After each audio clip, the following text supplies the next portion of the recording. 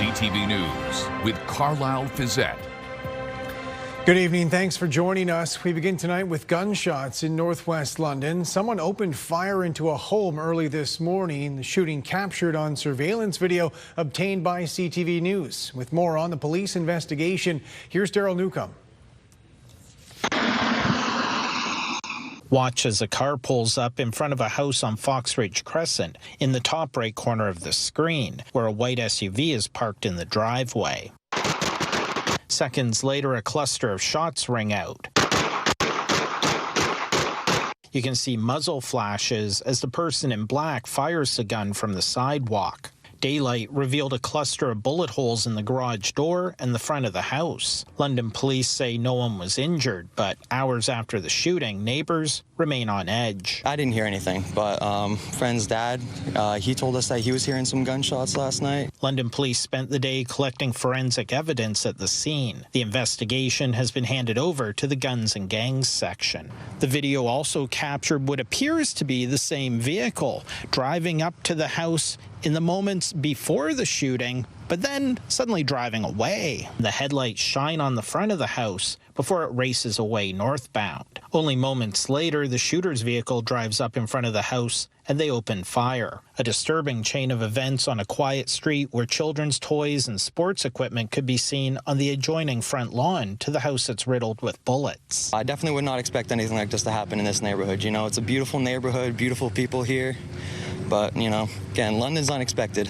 No arrests have been made. London police are asking for assistance from anyone with information or video from the area of Foxridge Crescent and Toccola Trail between 3:20 and 3:55 Monday morning. Daryl Newcomb, CTV News. Canada's Labour Relations Board has deemed the Air Canada flight attendants' strike illegal. That decision as the federal government tries to force them back to work without a new contract in the midst of hundreds of cancelled flights each day. With the latest, here's Heather Wright. For the third straight day, Air Canada flight attendants are on the pavement rather than in the skies, defying orders to return to work. And if it means folks like me going to jail, then so be it. If it means our union being fined, then so be it. The Canada Industrial Relations Board ordered the roughly 10,000 Air Canada flight attendants to return to work yesterday after the federal jobs minister asked the Labour Board to intervene just hours into the strike. When the government came in and tried to stop our strike 12 hours after we started, we decided that that was not enough to put pressure on Air Canada to come back to the table. That's all we want. Air Canada, come back to the table. At issue, wages and unpaid work. Flight attendants are only paid for the hours they work in the air, which doesn't include boarding and other on-the-ground duties. The airline has offered a pay increase of 17.2% over 4 years, which the company's CEO calls an excellent offer. That will result in our flight attendants being the best compensated flight attendants in Canada, bar none. But the union says that increase doesn't account for inflation over the last decade. Starting flight attendants now are making $1,900 a month in an area where rent is $2,000. The job action has left roughly 500,000 passengers stranded, many unsure when they will be able to get home. I'm supposed to start a job on Wednesday. That's not going to happen. Today, the Prime Minister weighed in, calling the impasse disappointing. I urge both parties to resolve this as quickly as possible, and the Minister will have more to say. Minister Hyde will have more to say later. The union is challenging the back-to-work order in court, so it's unclear how much longer this strike might last. Some estimating it is costing the airline about $60 million a day. Heather Wright, CTV News, Mississauga, Ontario. With so many flyers trying to find other options, all those airlines are now dealing with an onslaught of last-minute bookings. As Jean-Pierre Beauchemin reports, finding seats on those carriers is getting increasingly difficult and expensive. The search for an escape hatch from Air Canada has travellers looking for other means of transportation. But aboard planes, there is limited space, especially in peak summer season. And adding flights is not exactly a smooth ride for other carriers. It's not like the TTC, the subway goes down or the metro goes down and you can add a bunch of buses right away. It doesn't quite work that way. And it's for a safety perspective. The other thing is you have to be able to get the gates at the airports. Still, Porter, Air Transat and WestJet say they're looking at adding some flights on a few routes. In a statement, WestJet said that it is positioning larger aircraft onto key routes and working with airport partners, pilots and cabin crew to add a limited number of extra flights to help accommodate guests. Air Transat says to respond to strong demand, it's also adding some flights and using larger aircraft on some transatlantic routes. But safety regulations, including the availability of flight crews and hours they can fly, limits scaling up. Add that all in, and the cost of a ticket isn't cheap. Well, it's going to be pricey. That's just the way it's going to be. All airline pricing is based on demand. The demand was high to begin with. Air Canada is hard to replace in the short run. It handles 43% of Canada's domestic market, 50 million passengers annually. Charter flights like those that fly out of this small airport here outside of Montreal may pick up business, but that won't be cheap. There's also Via and buses on some routes, and there's also the cost of rental cars, but that's going up too. Geneviève Beauchemin, CTV News, Montreal. Police in Oxford County say a 30-year-old from Strathroy was killed in a crash near Ingersoll last night. According to police, it happened on Culloden Line, south of the 401, just before 7 p.m. between a sedan and a transport truck. Police say the person driving the sedan was taken to hospital but did not survive. They also say a passenger has undetermined injuries and no names have been released. The police investigation kept surrounding roads closed until about 4:30 this morning. Police in Sarnia are reporting charges after a recent drug bust. They say they've charged a 64-year-old man after executing a warrant yesterday. Police say they seized cocaine and other drugs worth almost $15,000, as well as more than $10,000 in cash. St. Thomas police say they've arrested a suspect twice in the last week, accused of breaching his release order by showing up at a local pool. With more, here's Brian Bicknell. It's enough to make some parents uneasy about their children's whereabouts and well-being. Might be walking home after they've attended swimming lessons or after they've come with a group of friends. That certainly makes me nervous that they're around the vicinity where there's so many impressionable young kids and vulnerable kids in this area. According to St. Thomas police, on Saturday, an 80-year-old St. Thomas man was arrested for breaching a release order by showing up at a local pool. Police say they found out after being contacted by a GPS monitoring service. One parent who didn't want to be identified says keeping kids safe and active can be a difficult balance. It does make me feel a little bit uneasy about my kids being in more public spaces. It's hard because you want to protect them, but at the same time, they do need to be, they do want to do activities in public, and there's only so much you can do to keep them safe. But it wasn't the first time. In fact, police say this was the second time in less than a week with this same individual. The first time it happened was last Tuesday. The man was arrested for breaching his conditions by going to a pool. He was taken into custody but then released, but this time fitted with a GPS monitoring device. Parent Gavin Saunders lives across the street from a local pool. He says he's glad the monitoring device worked the way it was meant to. As long as he's wearing his ankle bracelet and the police know what his whereabouts are at all times, then I think that's a matter for them to deal with, for sure. Police say the suspect appeared in court via video over the weekend. Brian Bicknell, CTV News. Premier Doug Ford met with the Prime Minister in Ottawa today. As Rachel Aiello reports, he's asking Mark Carney to cut red tape and taxes, hoping to ease the burden on many businesses caught in the trade war. What would you like to talk to Mark Carney about today? Oh, we just have a lot of things. Ontario Premier Doug Ford arrived on Parliament Hill today with lots to talk to Prime Minister Mark Carney about. Well, we'll talk about the housing sector. We'll talk about steel, auto, new sectors of the economy, including artificial intelligence, what we're doing in terms of making Canada competitive. It was their first face-to-face meeting since the latest round of trade talks with U.S. President Donald Trump fell apart. We know President Trump's unpredictable. We have to find out what we need to do to make sure that we create the environment and conditions for companies from around the world to continue investing in Canada. Yeah. and we'll have that discussion. I think we're working well together, but we've got more to do and get it done. Both emerged from behind closed doors an hour later, saying they were on the same page. Very good meeting with the Premier. But they were non-committal about any immediate action that would put money back into businesses' bank accounts or ease regulatory burdens while they're still facing tariffs. We had a great discussion. Nothing happens immediately in that room. It remains murky where trade talks stand, but for his part, Ford has no plans to travel to Washington anytime soon. When they need me, I'll be down there, giving my colleague Howard Lutnick a little poke. Oh, do you think he needs one? He needs a couple more pokes than me. Don't worry, I'll poke him. Canada-U.S. Trade Minister Dominic LeBlanc was in the room for the meeting, but left without answering reporters' questions about the state of negotiations with the Americans. Rachel Aiello, CTV News, Ottawa. Steel industry experts are warning about significant price increases for infrastructure projects stemming from a new tariff put in place by the Canadian government on stainless steel. With more on that, here's John Musselman. Pinnacle Stainless Steel is the largest stainless steel distributor in Canada. They don't make it here. It's imported from Taiwan and stored in warehouses like this across the country.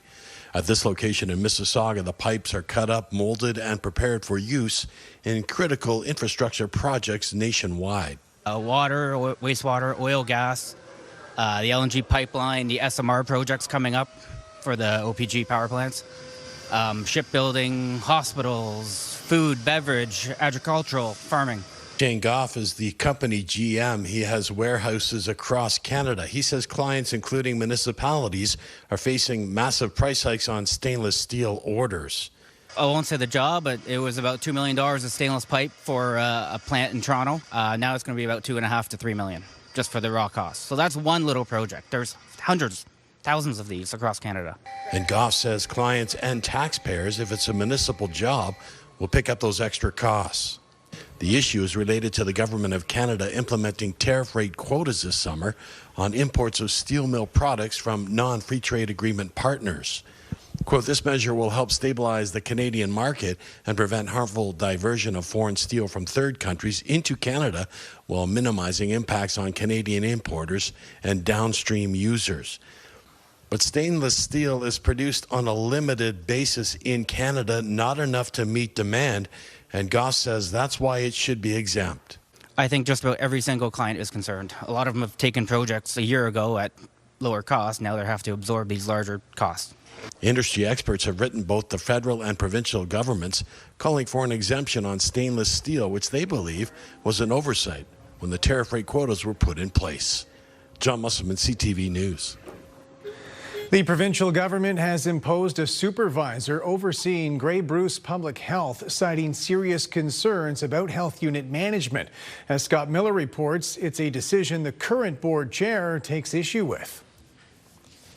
It's some dark days at the Grey Bruce Public Health Unit as the province is now in charge after they say serious issues were uncovered in a months-long investigation. Following multiple complaints regarding the board's operations, finances, and governance, the Chief Medical Officer of Health launched an independent review of the Grey Bruce Public Health Unit. The review identified serious concerns with the board's ability to fulfill its responsibilities, including issues related to governance, leadership, financial management, and human resources. The Grey Bruce Public Health Unit Board, as well as Grey Bruce Medical Officer of Health, Dr. Ian Era, now answer to Ontario's Chief Medical Officer of Health, Dr. Kieran Moore, who pointed to unstable leadership, conflict amongst board members, and a lack of financial oversight as reasons for the takeover. The province, nor Health Board Chair Nick Saunders, would go into specific examples of those serious issues the province identified, but Saunders, for one, doesn't think the reported issues warranted a provincial takeover. I do not believe that it is at this level that Mr. Moore has to take over the board. Mr. Moore has created this problem. Saunders says he was first called into Dr. Moore's office in Toronto in June, where he says Dr. Moore and his colleagues proceeded to badmouth Dr. Ian Era. Then in July, Dr. Moore presented the province's assessment to Saunders and the rest of the board. Amongst the immediate recommendations from the July 18th letter shared with CTV News by Saunders was to work with the counties of Bruce and Grey and Ministry to immediately replace the municipal members on the Board of Health. On August 6th, Saunders started doing just just that, he thought, letting all 7 municipal representatives on the Grey Bruce Public Health Board go. Then on August 14th, Dr. Moore sent a letter to Saunders and the board saying he was taking charge, partly due to the chair's attempt to unilaterally remove municipal representatives on the Board of Health without the authority to do so. He dumped this on my lap and say, "This is all you're doing. Sorry, but I'm not having a part of this." This was his doing. Dr. Moore has since reinstated all 7 municipal councillors to the Grey Bruce Public Health Board. Mr. Moore is putting a lot of undue stress on the communities and within the health unit. This is an intervention specific to Grey Bruce Public Health. There are no planned changes to other boards of health in the province, says Dr. Moore. In Grey Bruce, Scott Miller, CTV News. A London auto parts company is closing down, putting almost 50 people out of work. Qualtech Seating Systems is expected to fully shut down by October 10th. A statement from its parent company says 49 employees will be affected. Qualtech supplies seats and other parts to the Cami Bright Drop assembly plant in Ingersoll. General Motors had announced operations would be paused at Cami back in April because of slow sales. The factory is scheduled to resume production in October, but will be down to just 1 shift and fewer than half the previous workforce. More beer stores across our region are closing. Beer store officials say because of changing retail trends, locations in Grand Bend, Forest, Sauble Beach, Markdale and Harrow will all close on October 19th. They did not provide any information on how many jobs would be impacted by the decision to shut down those stores. Still ahead, local cyclists forced to come up with a contingency plan, their aviation adventure trying to get to an overseas competition.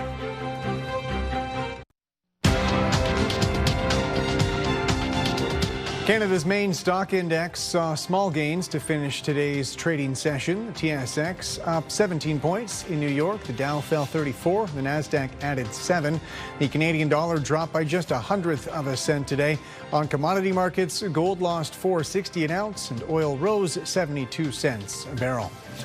President Donald Trump says his next job is to arrange a trilateral meeting between the leaders of Ukraine and Russia after hosting the Ukrainian president at the White House today. As Judy Trin reports, there was a markedly different tone compared to the first time Volodymyr Zelensky visited. The Ukrainian president wore a suit to the White House, not his usual military uniform. First of all, Mr.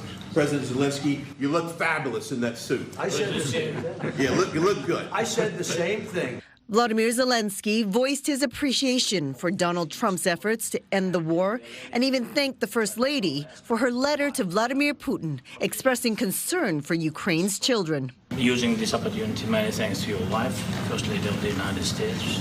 All carefully calibrated to avoid the disaster of his last meeting in the Oval Office.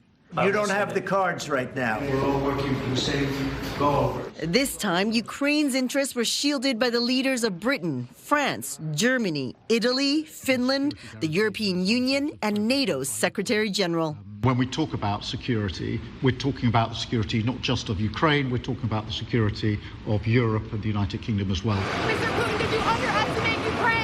Following the president's one-on-one with Putin in Alaska, the European leaders pushed for security guarantees and a ceasefire.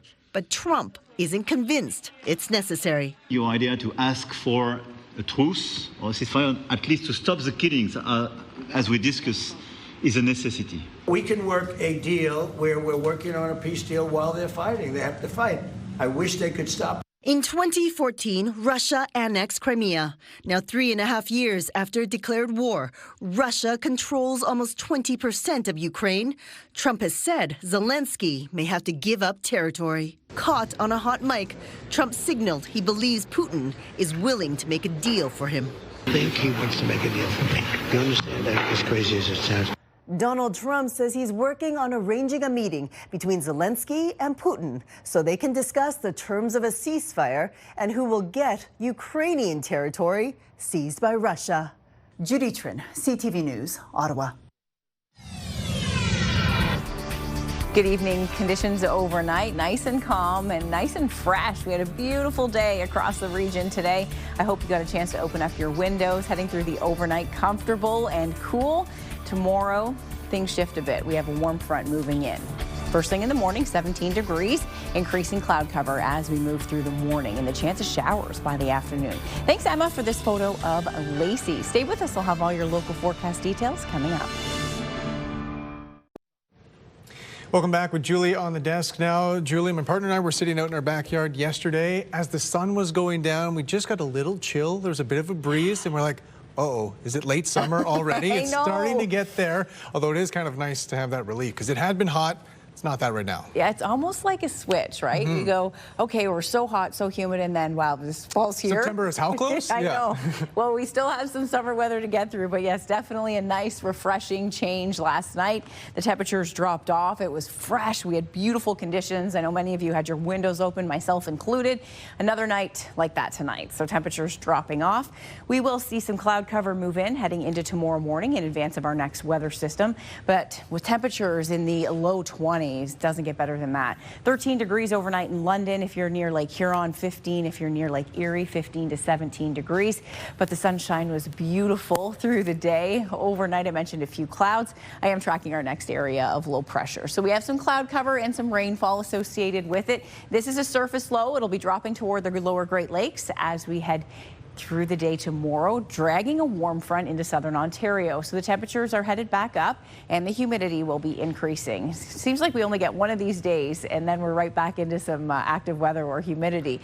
This time of year, the summer weather returns, of course, with some showers moving through. We need the rainfall, so at this point we'll take rain in any way we can get it. Cloud cover with some rain first thing in the morning in midwestern Ontario, and then showers expected in and around London mid-morning, early afternoon. In the warm sector, there's a risk for thunderstorms. If we get under a heavy thunderstorm, we'll see higher amounts of rain, but generally rainfall amounts will be under 5 millimeters unless you get a thunderstorm. So the area of low pressure will continue to move out by Tuesday afternoon, but expecting that rainfall to linger into the evening. So your forecast high Tuesday coming in at around 26 degrees. It will feel like the upper 20s, low 30s in the region. And then as we head into your Wednesday, a mix of sun and cloud with a 40% chance of an isolated shower. Wednesday doesn't look like one of those washout days. So Tuesday, we'll be dodging rain. Wednesday, we will not be. It'll just be a chance for a shower. And then Thursday, Friday, a mix of sun and cloud. That mix carries us into Saturday. The next cold front comes in with some showers overnight Saturday into Sunday morning. So that probability of showers holding at about a 40% chance. And then a little cool down coming next week, 21 to 22 degrees. Showers in the forecast in midwestern Ontario. Afternoon rain, possibility of some thunderstorms for you as well. And then mainly cloudy on Wednesday, the high 25. We'll hit 25 with a mix of sun and cloud on Thursday and a mix on Friday. And then a little bit of rain moving in for the weekend, 25 to 21 degrees. So temperatures taking a bit of a dive early next week. So humidity on the rise for tomorrow. Mainly cloudy across the area with some afternoon rain, mainly cloudy with a few breaks on Wednesday, but back into a mix of sun and cloud Thursday into Friday. Carlyle, back to you. Thanks, Julie. Some of the impacted Air Canada flyers are local competitive cyclists trying to get overseas for a World Championship event. As Brent Lail reports, their frantic efforts to find a backup plan paid off, managing to get there just in time. It's been a long week for sure. With Air Canada planes grounded, Canada's U20 cycling team had to improvise its travel plans just to make the World Championships in the Netherlands. That squad includes 3 St. Thomas athletes. We had to start to think outside the box and pivot our plan and come up with different solutions, with the flight out of Montreal to Amsterdam being canceled. In what became a scenario similar to a John Candy movie, the team and coaches packed up and drove 5 hours south. We found 2 willing drivers, 2 15-passenger vans, and grabbed one of our Cycling Canada trailers, and we packed it to the gills. I don't think we could have fit another bike box in it. And we were quickly on our way down to Boston. While they were en route, their staff in Ottawa were frantically looking for available flights to Amsterdam. Delta had the available seats, which is important, and then also more importantly, the available room for all of our equipment. We traveled with 32 bike boxes, and they're not small, they're not hard to get around, and airlines sometimes struggle to take that much luggage. So fortunately, they were able to fit us in on, I think, less than 24 hours notice. So. After hours of travel, the team has arrived and will be ready to compete. We're all relieved today to get to the velodrome and unpack and have all of our equipment and see the velodrome, and we'll be training tomorrow, getting ready for racing. They'll worry in the coming days about how they'll get home should the strike continue. Brent Lale, CTV News.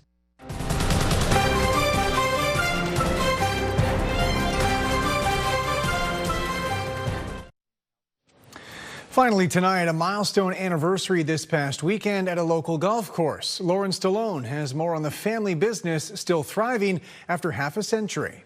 50 years ago, what started as an open patch of land and a dream quickly became something far greater. Not only a course for golf, but also for memories. Lindenshire was built in 1975, and Bill and I just happened to be the guys who played the first round here. Now, as the course marks its anniversary, friends Bill Carnier and Tim Condon are looking back on their favorite moment, the first hole-in-one. Well, it was in 1976, and it was on the 7th hole, and it happened to be the first hole-in-one here. So, yeah, that was something I always treasure. The pair say they are grateful to see their family business grow, building community and friendships along the way. It's built a lot of friendships. People come together here and you know, have a great day out on the golf course, and yeah, it's a great spot. It's also been wonderful to watch things grow. When we were here, the trees were only 2 feet high, and now look at the place 50 years later. It's amazing. Hundreds gathered to celebrate the milestone with live music, shared stories, and games. It's just great to see all these faces, and so many people have been here, over generations, and to see everybody here is pretty special. Being here for 50 years, right? Since we were quite young. Siblings Mike Condon and Kelly Weber grew up in the family business, and now their own children are growing up around the course too. It's special that they can.